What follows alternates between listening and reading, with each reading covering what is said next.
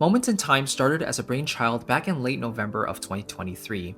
I've written for a few live instruments and ensembles in the past, but I had never really done a dedicated recital to feature my own original music. All of my previous recitals were based on classical piano performances, and when I got into orchestral composition, every piece of mine was done on the computer using sample libraries. So when I decided to put this event together, I really wanted to share my love of orchestral music with the world, but in a more intimate setting compared to a large concert hall. That's when I knew that Steinway Piano Gallery was the right choice. I've been fortunate to be able to practice and play on a Steinway for nearly my whole life, and the venue was very kind to allow me the use of their hall for this evening. It was a bit of a nostalgia trip for me because I'd always competed at the venue many times when I was younger, and to see it as a Steinway showroom was really quite breathtaking.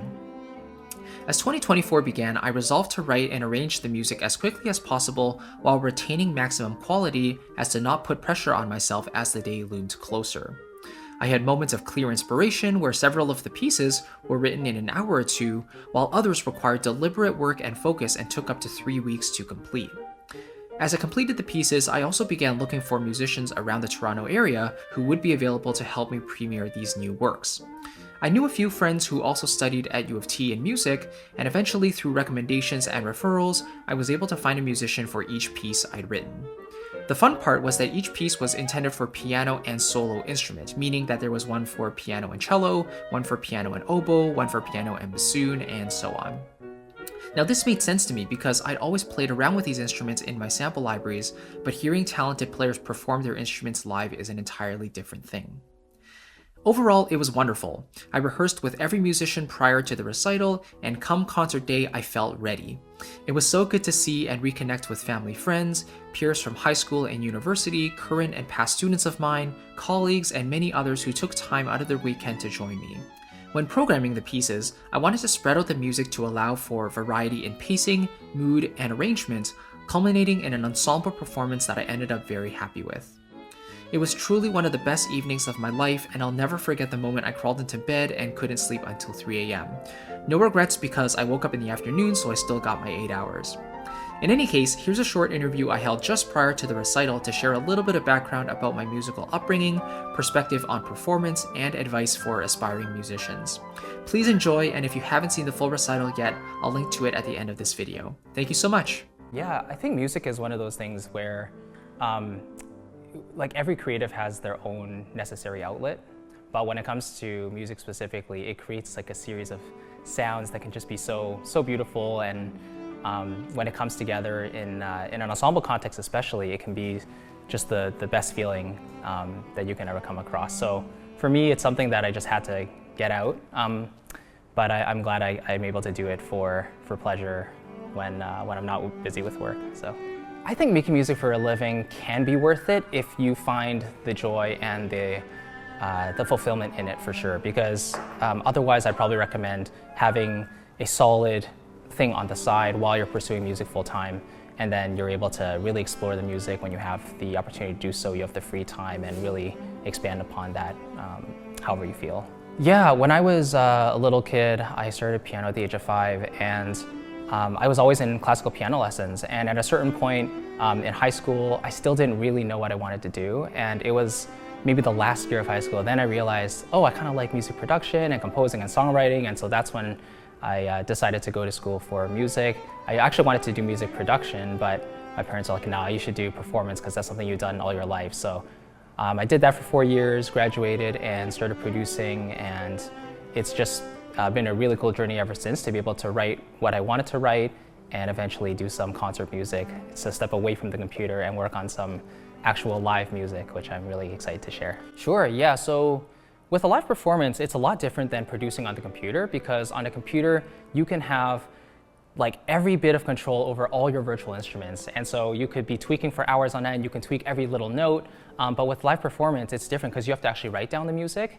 And once you write it, you actually have to practice it as well, depending on if you're performing it yourself, or if you're giving it to someone else, then you want to make sure all the notation is actually correct.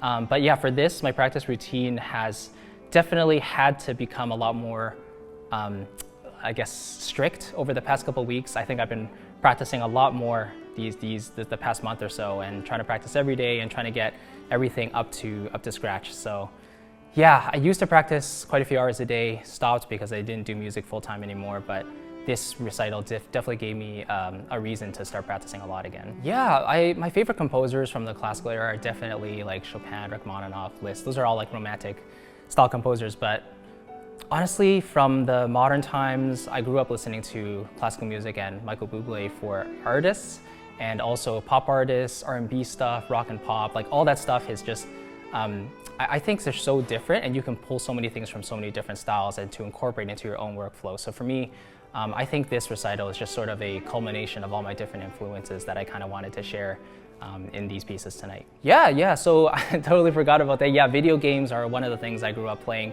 especially the Super Mario Galaxy series. I think that was a style that really grew on me as I started playing the games more and more. The full orchestral scores, the bombastic arrangements, all of it is just so beautiful, and it makes you actually feel really energetic and really passionate when you're playing the levels. And so for me, it was just something that kind of crept into my brain over time, and I kept listening to the soundtracks, and eventually I think it became a part of my sound. So I definitely really enjoy those scores, and still write in those styles sometimes, but I'm trying to kind of play around with different genres, different styles now, and see what comes of it. Handling nerves is still something I'm learning now, but I watched this video recently that said, if you're feeling nervous, it's the same feeling as being excited. And so I was like, okay, that's a really cool little tip.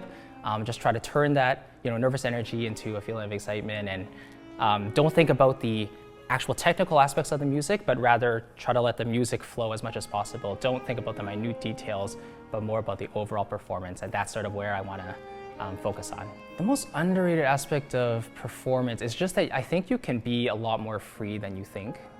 Specifically with classical music or music that's written by other people. Of course, if they're still alive and you can get a chance to talk to them and get their input, it's always great as well.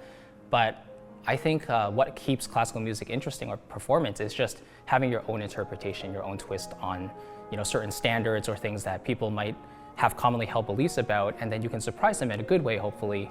And then, you can add something new to the world through your own interpretation of a classic piece. Yeah, the most important quality I think a musician should have is flexibility, because if we're not learning, honestly, I think we're just stagnant. And if we're stagnant, then we're not developing as humans, and that in itself is kind of a scary thought for me. So that's one of the reasons I do this, is because I want to continue to try out new styles and try different things. And when I'm teaching online and all my students, I highly recommend that as well. Just experiment and be flexible.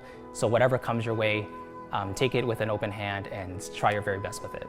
Yeah, so I'm in a very fortunate position to be able to teach music online every single day on my YouTube channel. And the most memorable thing, I think, is just seeing the positive feedback that comes in, that I'm able to influence people all over the world with a single piece of content. And when they leave comments like, this really gave me a new idea of what this topic is all about, or I learned something really new today, it really influenced and improved my workflow in a great way. That for me is the best positive feedback that I can get. And of course, the critique is equally valid as well if it's presented well.